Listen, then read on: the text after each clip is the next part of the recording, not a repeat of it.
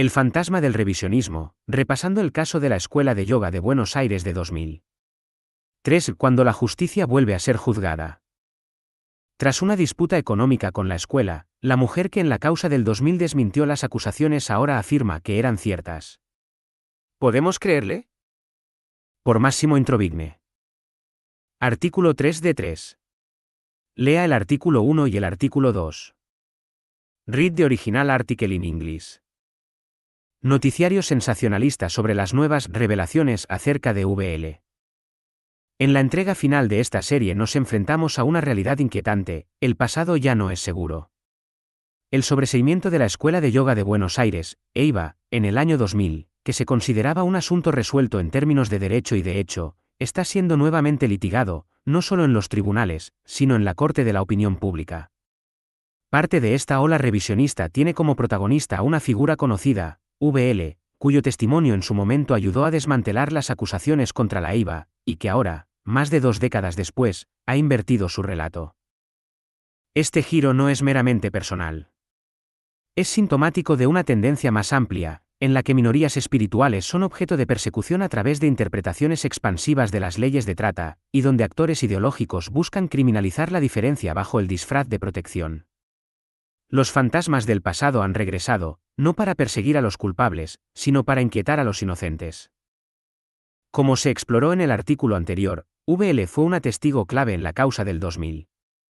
Su testimonio, respaldado por evaluaciones psicológicas e informes forenses, mostraba a una joven que escapaba de un hogar violento, no a una víctima de explotación espiritual. Ella negaba cualquier abuso sexual o económico dentro de la EIBA, y los expertos afirmaban que su salud mental había mejorado notablemente tras unirse a la escuela. Su relato era consistente, corroborado y convincente. En 2025, esa narrativa ha cambiado. Tras una disputa económica con la EIBA por una supuesta deuda laboral, VL se sumó a la nueva causa contra la organización. Ahora afirma que sufrió abusos sexuales y económicos, y que las declaraciones del activista antisectas Pablo Salum, que antes desestimaba como fantasía, eran ciertas desde el principio. Este cambio radical plantea serias dudas. Durante 25 años, VL negó ser víctima y defendió a la escuela. Su nuevo testimonio contradice sus propias declaraciones pasadas y las conclusiones de múltiples psicólogos y de un juez que examinó su caso en profundidad. Aunque su situación actual, marcada por problemas de alcoholismo, merece empatía, también exige cautela. Las implicancias son demasiado graves para aceptar sin más un viraje tan drástico. El relato revisionista de VL cuenta con el respaldo mediático de María Lourdes Molina, cuya participación en el caso original estuvo lejos de ser neutral. Como mencionamos en nuestro artículo anterior, Molina, vinculada al grupo antisectas ESPES, participó en los años 90 en una fallida intervención familiar, en realidad, un intento de desprogramación, destinada a sacar a VL de la EIBA. María Lourdes Molina. De X. En una entrevista reciente, Molina sostuvo que no cree en la desprogramación. Sin embargo, sus acciones en los años 90, documentadas en expedientes judiciales, indican lo contrario.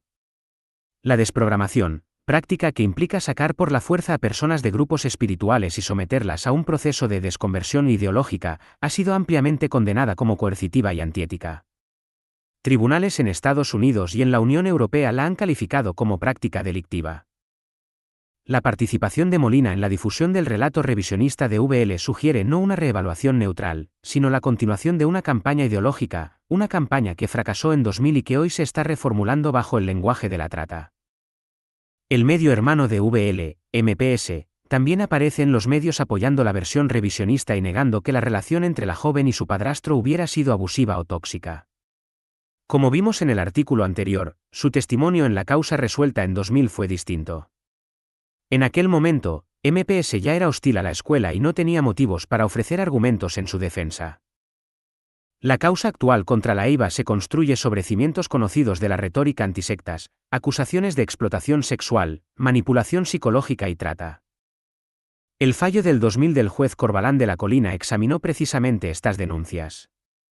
No halló pruebas de persuasión coercitiva, ni señales de servidumbre psicológica, ni testimonios creíbles de abuso sexual. Reabrir lo que es sustancialmente el mismo caso después de más de 20 años no es justicia, es un bucle legal. Lo que ha cambiado no son los hechos, sino el marco interpretativo. El concepto de trata se ha ampliado en Argentina, y en otros países, hasta abarcar una amplia gama de conductas, algunas peligrosamente vagas. Como sostiene María Bardé en un artículo reciente para The Journal of CESNUR, esta expansión corre el riesgo de criminalizar la afiliación espiritual y la participación económica en movimientos religiosos minoritarios. María Bardé y su artículo en The Journal of CESNUR. Esta tendencia es especialmente preocupante en el caso de la EIVA. La escuela ha sido durante décadas blanco de actores ideológicos que confunden creencias no convencionales con intención criminal. La nueva causa, que se apoya en testimonios reciclados y teorías desacreditadas, amenaza con deshacer décadas de claridad judicial. El papel de los medios en esta ola revisionista no puede ignorarse. Un artículo que relata el regreso a casa de VL lo hace con un tono triunfalista, como si su reversión validara las acusaciones originales. Omite mencionar las extensas evaluaciones psicológicas que confirmaron en su momento su competencia mental, o los informes forenses que no hallaron signos de patología. Silencia el hecho de que permaneció libremente en la EIVA durante décadas, mucho después de que otros se hubieran marchado, y que negó de forma reiterada ser una víctima. Este relato selectivo no es periodismo, es militancia. Busca reescribir la historia borrando hechos incómodos y elevando narrativas ideológicas. Trata el trauma como un recurso retórico, no como una realidad clínica. Y lo hace a expensas de la verdad. El intento de reinterpretar la historia de VL no es solo una tragedia personal, sino un acto político. Refleja un esfuerzo más amplio por usar el lenguaje de la trata y del abuso para perseguir a minorías espirituales. Explota a personas vulnerables para avanzar agendas ideológicas. También socava los principios de justicia que el fallo del 2000 buscó resguardar. Evidentemente, no sostengo que la EIVA deba estar exenta de escrutinio, ninguna organización lo está. Pero el escrutinio debe basarse en pruebas, no en emociones, en hechos, no en temores. El caso del 2000 fue uno de los más exhaustivamente examinados en la historia judicial argentina. Revisarlo ahora, sin nuevas y contundentes evidencias, es poner a la justicia misma en el banquillo. Al concluir esta serie, una verdad permanece clara: la Escuela de Yoga de Buenos Aires fue sobreseída en 2000 no por presiones, ideologías o sentimentalismos, sino porque las pruebas no sustentaban las acusaciones. Esa decisión, tomada por un juez experimentado, merece ser recordada y respetada. La causa actual, cimentada en revisionismo y fervor ideológico, amenaza con deshacer ese legado. Instrumentaliza el trauma, distorsiona la memoria y criminaliza la diferencia.